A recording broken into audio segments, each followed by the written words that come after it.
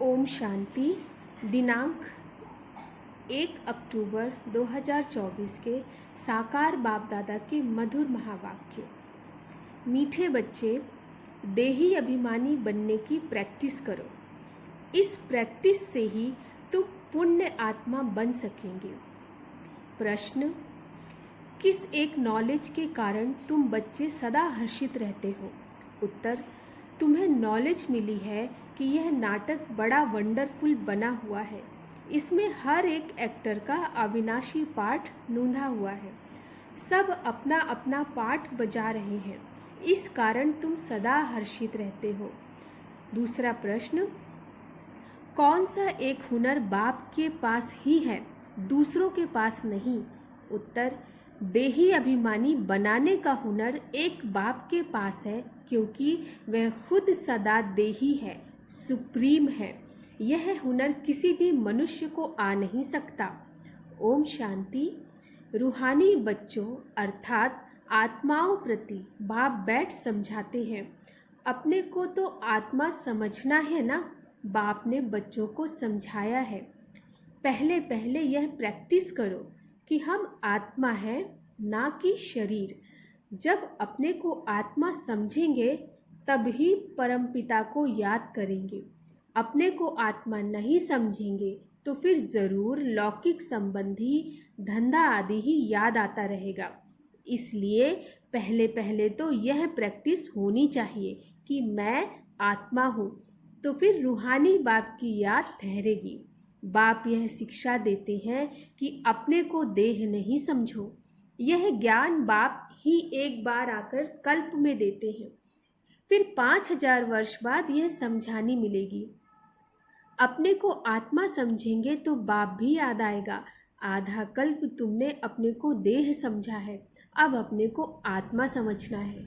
जैसे तुम आत्मा हो, मैं भी आत्मा ही हूँ, परंतु सुप्रीम हूँ। मैं हूँ ही आत्मा, तो मेरे को कोई देह याद पड़ती ही नहीं। यह दादा तो शरीरधारी है ना, वह बाप है निराकार। यह प्रजापिता ब्रह्मा तो साकारी हो गया। शिव बाबा का असली नाम ही है शिव। वह है ही आत्मा। सिर्फ वह ऊंचते ऊंच अर्थात सुप्रीम आत्मा है। सिर्फ इस समय ही आकर इस शरीर में प्रवेश करता हूँ।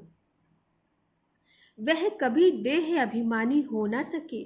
देह अभिमानी साकारी मनुष्य होते हैं। वह तो है ही निराकार। उनको आकर यह प्रैक्टिस करानी है। कहते हैं तुम अपने को आत्मा समझो। मैं आत्मा हूँ, आत्मा हूँ, यह पाठ बैठकर पढ़ो। मैं आत्मा शिव बाबा का बच्चा हूँ। हर बात की प्रैक्टिस चाहिए ना। बाप कोई नई बात नहीं समझाते हैं। तुम जब अपने को आत्मा पक्का पक्का समझेंगे तब बाप भी पक्का याद रहेगा। देह अभिमान होगा तो बाप को याद नहीं कर सकेंगे। आधा कल्प तुमको देह का अहंकार रहता है। अभी तुमको सिखाता हूँ कि अपने को आत्मा समझो। सतयुग में ऐसे कोई सिखाता नहीं है कि अपने को आत्मा समझो। शरीर पर नाम तो पड़ता ही है, नहीं तो एक दो को बुलावे कैसे? यहाँ तुमने बाप से जो वर्षा पाया है वही प्रारब्ध वहाँ पाते हो। बाकी बुलाएंगे तो नाम से ना। श्री कृष्ण भी शरीर का नाम है ना। नाम बिगड़ तो कारोबार आदि चल न सके। ऐसे नहीं कि वहाँ यह कहेंगे कि अपने को आत्मा समझो। वहाँ तो आत्म अभिमानी रहते ही हैं। यह प्रैक्टिस तुमको अभी कराई जाती है, क्योंकि पाप बहुत चढ़े हुए हैं। आहिस्ते आहिस्ते थोड़ा थोड़ा पाप चढ़ते चढ़ते अभी फुल पाप आत्मा बन पड़े हो। आधा कल्प के लिए जो कुछ किया वह खलास भी तो होगा ना। आहिस्ते आहिस्ते कम होता जाता है। सतयुग में तुम सतो प्रधान हो, त्रेता में सतो बन जाते हो। वर्षा अभी मिलता है। अपने को आत्मा समझ बाप को याद करने से ही वर्षा मिलता है। यह देही अभिमानी बनने की शिक्षा बाप अभी देते हैं। सतयुग में यह शिक्षा नहीं मिलती। अपने अपने नाम पर ही चलते हैं। यहाँ तुम हर एक को याद करके बल से पाप आत्मा से पुण्य आत्मा बनते हो। यहाँ तुम हर एक को याद के बल से पाप आत्मा से पुण्य आत्मा बनना है। सतयुग में इस शिक्षा की दरकार ही नहीं। ना तुम यह शिक्षा वहाँ ले जाते हो, वहाँ न यह ज्ञान ना योग ले जाते हो। तुमको पवित्र से पावन अभी ही बनना है। फिर आहिस्ते आहिस्ते कला कम होती है, जैसे चंद्रमा की कला कम होते होते लीक जाकर रहती है। तो इसमें मूंझो नहीं, कुछ भी ना समझो तो पूछो। पहले तो यह पक्का निश्चय करो कि हम आत्मा है। तुम्हारी आत्मा ही अभी तमो प्रधान बनी है, पहले सतो प्रधान थी। फिर दिन प्रतिदिन कला कम होती जाती है। मैं आत्मा हूँ, यह पक्का न होने से ही तुम बाप को भूलते हो। पहले पहले मूल बात ही यह है। आत्म अभिमानी बनने से बाप याद आएगा तो वर्षा भी याद आएगा, वर्षा याद आएगा तो पवित्र भी रहेंगे, दैवी गुण भी रहेंगे। एम ऑब्जेक्ट तो सामने है ना, यह है गॉडली यूनिवर्सिटी। भगवान पढ़ाते हैं, देही अभिमानी भी वही बना सकते हैं, और कोई भी यह हुनर जानता ही नहीं, एक बाप ही सिखाते हैं।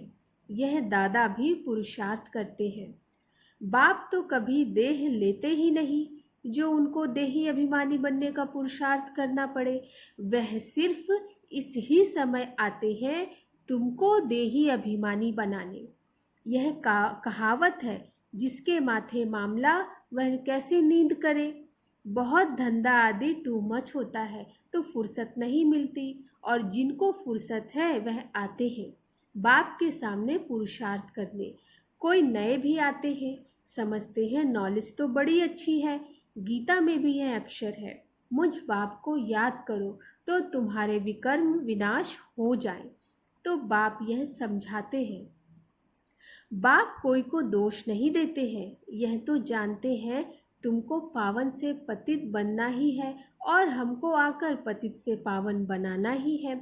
यह बना बनाया ड्रामा है, इसमें कोई के निंदा की बात ही नहीं।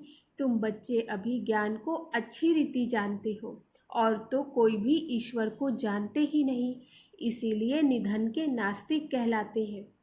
अभी बाप तुम बच्चों को कितना समझदार बनाते हैं, टीचर रूप में शिक्षा देते हैं, कैसे यह सृष्टि का चक्र चलता है। यह शिक्षा मिलने से तुम भी सुधरते हो। भारत जो शिवालय था सो अब वैश्यालय है ना, इसमें ग्लानि की तो बात ही नहीं। यह खेल है जो बाप समझाते हैं। तुम देवता से असुर कैसे बने हो, ऐसे नहीं कहते क्यों बने। बाप आए ही हैं बच्चों को अपना परिचय देने, और सृष्टि के चक्र कैसे फिरता है यह नॉलेज देते हैं। मनुष्य ही जानेंगे ना, अभी तुम जानकर फिर देवता बनते हो। यह पढ़ाई है मनुष्य से देवता बनने की, जो बाप ही बैठ पढ़ाते हैं। यहाँ तो सब मनुष्य ही मनुष्य है, देवता तो इस सृष्टि पर आ नहीं सकते जो टीचर बनकर पढ़ाए। पढ़ाने वाला बाप देखो कैसे पढ़ाते आते हैं। गायन भी है, परम पिता परमात्मा कोई रथ लेते हैं, यह पूरा नहीं लिखते कि कौन सा रथ लेते हैं। त्रिमूर्ति का राज भी कोई समझते नहीं। परम पिता अर्थात परमात्मा, वो जो है सो अपना परिचय तो देंगे ना, अहंकार की तो बात नहीं। न समझने कारण कहते हैं इनमें अहंकार है। यह ब्रह्मा तो कहते ही नहीं कि मैं परमात्मा हूँ, यह तो समझ की बात है। यह तो बाप के महावाक्य है। अभी आत्माओं का बाप एक है, इसको दादा कहा जाता है। यह भाग्यशाली रथ है। नाम भी ब्रह्मा रखा है क्योंकि ब्राह्मण चाहिए ना। आदि देव प्रजापिता ब्रह्मा है, प्रजा का पिता है। अब प्रजा कौन सी? प्रजापिता ब्रह्मा शरीरधारी है तो अडॉप्ट किया ना। बच्चों को शिव बाबा समझाते हैं मैं अडॉप्ट नहीं करता हूँ, तुम सब आत्माएं तो सदैव मेरे ही बच्चे हो, मैं तुमको बनाता नहीं हूँ। मैं तो तुम आत्माओं का अनादि बाप हूँ। बाप कितना अच्छी रीति समझाते हैं, फिर भी कहते हैं अपने को आत्मा समझो। तुम सारी पुरानी दुनिया का संन्यास करते हो, बुद्धि से जानते हैं सब वापिस घर जाएंगे। इस दुनिया से ऐसे नहीं संन्यास कर जंगल में जाना है। सारी दुनिया का संन्यास कर हम अपने घर चले जाएंगे। इसीलिए कोई भी चीज़ याद ना आवे सिवाय एक बाप के। 60 वर्ष की आयु हुई तो फिर वाणी से परे वानप्रस्थ में जाने का पुरुषार्थ करना चाहिए। यह वानप्रस्थ की बात है अभी की। भक्ति मार्ग में तो वानप्रस्थ का किसको पता ही नहीं है। वानप्रस्थ का अर्थ नहीं बता सकते हैं। वाणी से परे मूल वतन को कहेंगे। वहाँ सभी आत्माएं निवास करती हैं, तो सबकी वानप्रस्थ अवस्था है। सबको जाना है घर। शास्त्रों में दिखाते हैं आत्मा भ्रकुटी के बीच चमकता हुआ सितारा है। कई समझते हैं आत्मा अंगूठे मिसल है। अंगूठे मिसल को ही याद करते हैं। स्टार को याद कैसे करें, पूजा कैसे करें? तो बाप समझाते हैं तुम देह अभिमान में जब आते हो तो पुजारी बन जाते हो। भक्ति का समय शुरू होता है, उसको भक्ति कल्ट कहते हैं। ज्ञान कल्ट अलग है। ज्ञान और भक्ति इकट्ठे नहीं हो सकते। दिन और रात इकट्ठे नहीं हो सकते। दिन सुख को कहा जाता है और रात दुख अर्थात भक्ति को कहा जाता है।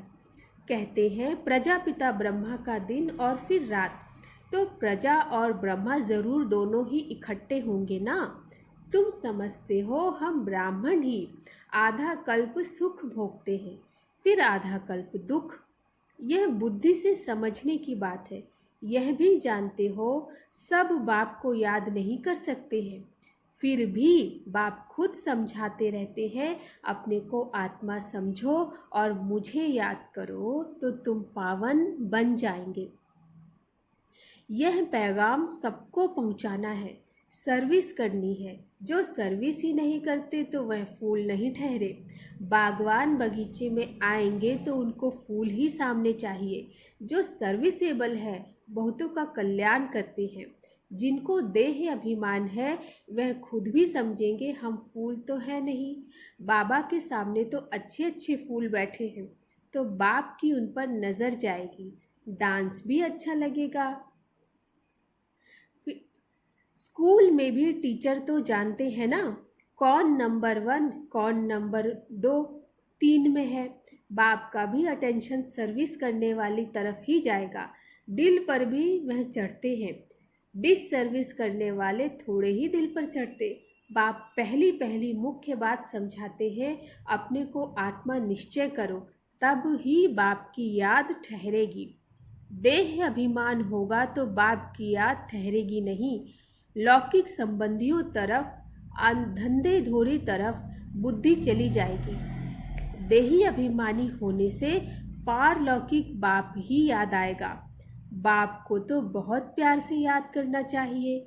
अपने को आत्मा समझना इसमें मेहनत है, एकांत चाहिए। 7 रोज की भट्टी का कोर्स बहुत कड़ा है। कोई की याद ना आए, किसको पत्र भी नहीं लिख सकते। यह भट्टी तुम्हारी शुरू की थी, यहाँ तो सबको रख नहीं सकते। इसीलिए कहा जाता है घर में रहकर प्रैक्टिस करो। भक्त लोग भी भक्ति के लिए अलग कोठी बना देते हैं, अंदर कोठरी में बैठ माला सिमरते हैं। तो इस याद की यात्रा में भी एकांत चाहिए। एक बाप को ही याद करना है। इसमें कुछ जबान चलाने की भी बात नहीं है। इस याद के अभ्यास में फुर्सत चाहिए। तुम जानते हो लौकिक बाप है हद का क्रिएटर, यह है बेहद का। प्रजापिता ब्रह्मा तो बेहद का ठहरा ना। बच्चों को एडॉप्ट करते हैं। शिव बाबा एडॉप्ट नहीं करते हैं, उनके तो बच्चे सदैव है ही। तुम कहेंगे शिव बाबा के हम बच्चे आत्माएं अनादि हैं ही। ब्रह्मा ने तुमको एडॉप्ट किया है। हर एक बात अच्छी रीति समझने की है। बाप रोज रोज बच्चों को समझाते हैं। कहते हैं बाबा याद नहीं रहती। बाप कहते हैं इसमें थोड़ा समय निकालना चाहिए। कोई कोई ऐसे होते हैं जो बिल्कुल समय नहीं दे सकते। बुद्धि में काम बहुत रहता है, फिर याद की यात्रा कैसे हो। बाप समझाते हैं मूल बात ही यह है, अपने को आत्मा समझ मुझ बाप को याद करो तो तुम पावन बन जाएंगे। मैं आत्मा हूँ, शिव बाबा का बच्चा हूँ। यह मन मनाभव हुआ ना, इसमें मेहनत चाहिए, आशीर्वाद की बात नहीं। यह तो पढ़ाई है, इसमें कृपा व आशीर्वाद नहीं चलती। मैं कभी तुम्हारे ऊपर हाथ रखता हूँ क्या? तुम जानते हो, बेहद के बाप से हम वर्षा ले रहे हैं। अमर भव, आयुष्यवान भव, इसमें सब आ जाता है। तुम फुल एज अर्थात आयु पाते हो, वहाँ कभी अकाले मृत्यु नहीं होती। यह वर्षा कोई साधु संत आदि दे नहीं सकते। वह कहते हैं पुत्रवान भव, तो मनुष्य समझते उनकी कृपा से बच्चा हुआ है। बस जिनको बच्चा नहीं होगा वह जाकर उनका शिष्य बनेंगे। ज्ञान तो एक ही बार मिलता है। यह है अव्यभिचारी ज्ञान, जिसकी आधा कल्प प्रारब्ध चलती है। फिर है अज्ञान। भक्ति को अज्ञान कहा जाता है। हर एक बात कितनी अच्छी रीति समझाई जाती है। अच्छा, मीठे मीठे सिकिलधे बच्चों प्रति मात पिता बाप दादा का याद प्यार और गुड मॉर्निंग। रूहानी बाप की रूहानी बच्चों को नमस्ते। हम रूहानी बच्चों की रूहानी मात पिता बाप दादा को नमस्ते नमस्ते नमस्ते। धारणा के लिए मुख्य सार, अभी वानप्रस्थ अवस्था है, इसलिए बुद्धि से सब कुछ संन्यास कर एक बाप की याद में रहना है। एकांत में बैठ अभ्यास करना है, हम आत्मा है, हम आत्मा है। दूसरा, सर्विसेबल फूल बनना है। देह अभिमानवश ऐसा कोई कर्म नहीं करना जो डिस सर्विस हो। बहुतों के कल्याण के निमित्त बनना है। थोड़ा समय याद के लिए अवश्य निकालना है। वरदान, परमात्म ज्ञान की नवीनता पवित्रता को धारण करने वाले सर्व लगावों से मुक्त भव। परमात्म ज्ञान की नवीनता पवित्रता को धारण करने वाले सर्व लगावों से मुक्त भव। इस परमात्म ज्ञान की नवीनता ही पवित्रता है। फलक से कहते हो कि आग कपूस इकट्ठा रहते भी आग नहीं लग सकती। विश्व को आप सबकी यह चैलेंज है कि पवित्रता के बिना योगी व ज्ञानी तो आत्मा नहीं बन सकते। तो पवित्रता अर्थात संपूर्ण लगाव मुक्त, किसी भी व्यक्ति व साधनों से भी लगाव ना हो, ऐसी पवित्रता द्वारा ही प्रकृति को पावन बनाने की सेवा कर सकेंगे। स्लोगन, पवित्रता आपके जीवन का मुख्य फाउंडेशन है।